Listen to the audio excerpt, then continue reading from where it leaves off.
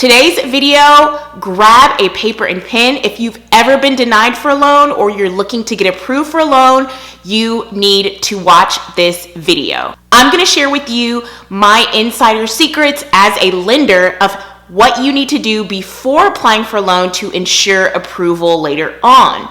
I'm also going to give you some hacks on how you can optimize your application so that you can ensure approval in the loan process. Hey honeybees, welcome back to my channel, or if you're new, my name is Sierra and I do videos on finance and lifestyle. I'm a full-time mortgage loan officer and YouTuber, and I've helped thousands of people to buy homes and build wealth. So I take everything I know and I share it with you in hopes that you will build wealth also. Okay, number one, credit score. Why is this important? Because having a good credit history simply shows lenders you are trustworthy and that they can lend you money and they can feel confident that you're going to pay it back. This is also important because the better your credit, the more favorable terms you will get in addition to approval on a loan. So for example, if you're applying for approval on a loan and you have poor credit, low credit, no credit, you're going to pay thousands of dollars more in interest over the course of the loan. Make sure that you are paying attention to that credit and that your credit score and your report is on point. Get your credit score to as high as you can. If you're shooting to buy a home, at least 620. So how do you do this, right? Everybody wants to have great credit. I have done numerous videos on credit and I will link that playlist above and below. But I do like to provide you guys with some tools that may help you if credit is not your strong suit or if you're not knowledgeable. If you say, Sierra, I don't have the time to go through and watch a whole bunch of credit videos, what is something that can help facilitate improving my credit quicker? The first thing you want to do is check your credit report and score. If you're unsure of how to do this, you can actually get a free credit report consultation by phone or online with Lexington Law. If you're unfamiliar with Lexington Law are trusted leaders in credit repair. Now what they do is to help clients take charge of their credit and empower them to reach their financial goals. Now the consultation includes a free FICO score, free TransUnion summary, and a personalized credit consultation with an experienced credit consultant. One of the things I love about Lexington Law is that they actually utilize digital partnerships to optimize for faster outcomes. I love that they have experienced lawyers and paralegals that work to protect consumers' credit rights and ensure that they have fair and accurate reports. They also offer very personalized care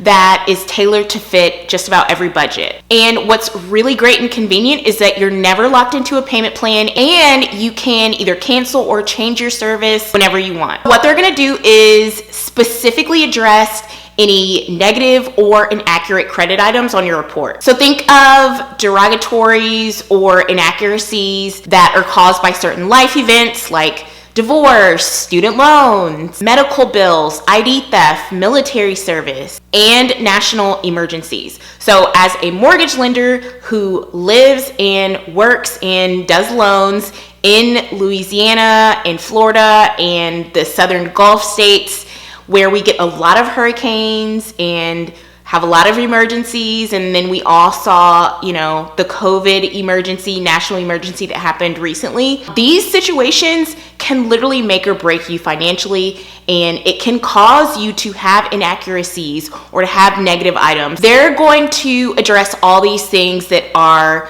causing these inaccuracies or these derogatories, these life events that happen to people every day. And something I also know as a mortgage lender is that these small life events or even large life events that happen here and there that affect people's credit in a negative way can really add up and really cause people to, get their loan denied or to get not the best approval terms. So I think this is great that they address it head on and that they are willing to help people to resolve these items on their credit. So yeah, if you want to get a credit consultation for the free, I love free, make sure to click the link in the description box. It literally only takes like 15 to 20 minutes of your time, and it could make the difference between you getting approved or denied on your next loan. Thank you so much to Lexington Law for sponsoring this video, and I can't wait to see the results you guys achieve from working with them. Okay, 2, income and debt. These are super important to address before applying for a loan. Now, when it comes to income, your take-home pay is what gauges your ability to repay the loan. So it's super important. So you'll definitely want to make sure that you have your proof of income. You're an employee, like a W-2 employee, you'll need your W-2s. If you're self-employed, you'll need tax returns, pay stubs, and the list goes on. I do have videos up going into further detail about what exact documents are needed. So definitely check out that playlist if you're looking to get approved for a home and you want to know what documents you need. Now, I always encourage people to at least have a rough idea of what your debt to income is. I have delved deeper into the whole definition and how to calculate it of what debt to income is. So again, check out that guide to home buying if you want more details. It's the amount of money that you bring in divided by the amount of money that goes out. So your income versus your bills. That's going to create a percentage or a ratio that lenders are going to use to determine if you have a greater ability to pay it back or a lesser ability to pay it back. And if you are confused about the whole debt to income thing altogether, of course, consult your lender. But this is something that you could calculate on your own before you even apply, so you can go in knowing where you stand and if there's things you want to address before completing the application. Okay, number 3 is assets. You really want to aim to have some form and some level of assets before you apply for a loan.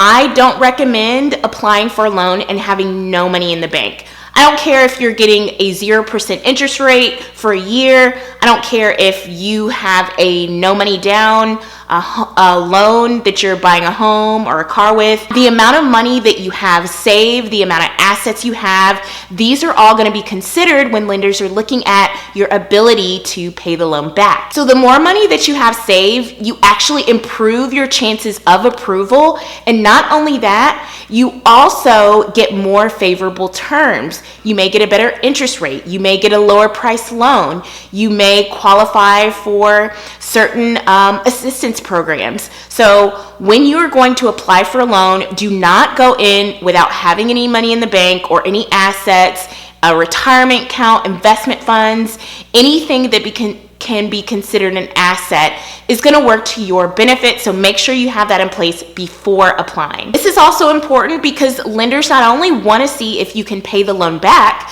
but they also are thinking ahead of what if an emergency happens? What if you lose your job? What if we get another pandemic? Are you still going to be able to pay this loan? People who have money saved in the bank or who have what we call reserves are less risky borrowers because lenders know if something goes wrong in your life, you're still going to be able to pay your loan back, or you're more likely to. So they trust you more and they consider you less of a risk.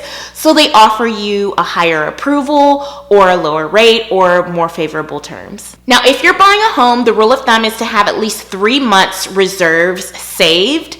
So that means if your estimated mortgage payment is $1,000, having $3,000 saved in your bank account of your own funds can be considered a good amount of reserves or a good amount of cushion to give you the best chances of approval. Also, if you have, like I said, an investment account or a retirement account, those things also count as reserves.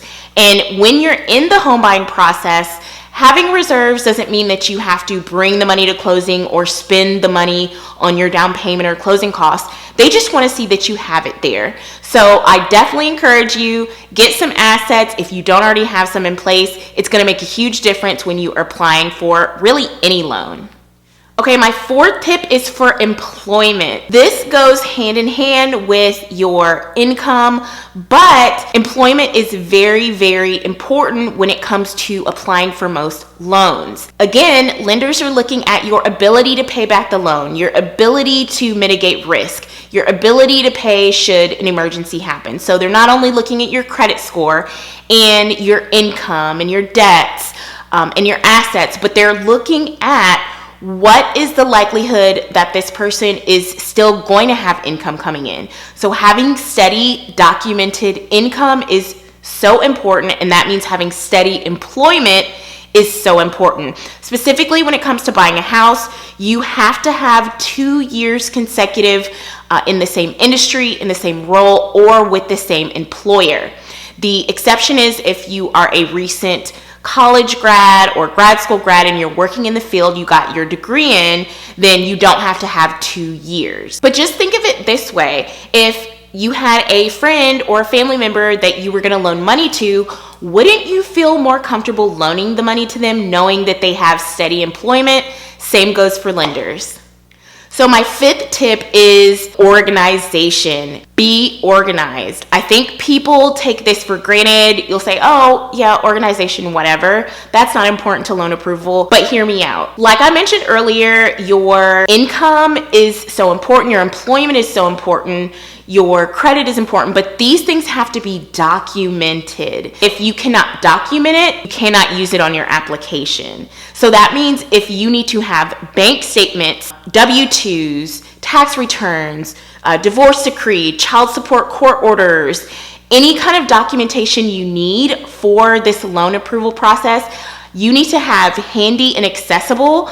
I advise everyone to have digital copies. I think that's the easiest route to go. But if you're not computer savvy or tech savvy, just make sure that you have access to these documents. I can't tell you how many times somebody's loan process has either been held up or completely stopped, or they've been denied because they don't have the proper documentation, or they're not able to produce the documentation in enough time. It would be a serious shame for you to be able to get approved based on your credentials and your income and your credit, but you can't document it. So if you can't document it, you can't get it approved. So that's why I say organization is so important. Now, if you need more specific advice on what documents you need exactly, again, check out my guide to home buying. Even if you are not applying for a home, if you're applying for a car or a personal loan, a lot of the documents are similar, so you may want to check that out to get an idea of what documents you'll need for your loan application process. So I hope that was helpful for you guys. Just some quick and easy tips and things to think about before you apply for home loan approval that can either make or break your approval chances. These are so important. Take notes, print them out, hang them on your refrigerator. Always keep these things in mind if you are going to be applying for any kind of loan in the near future. Don't forget to check out Lexington Law. I have it linked below where you can get a free credit report consultation. What do you have to lose? So check that out in the link below. Thank you guys so much for watching. I love you to the bank and back, and I'll see you in my next video.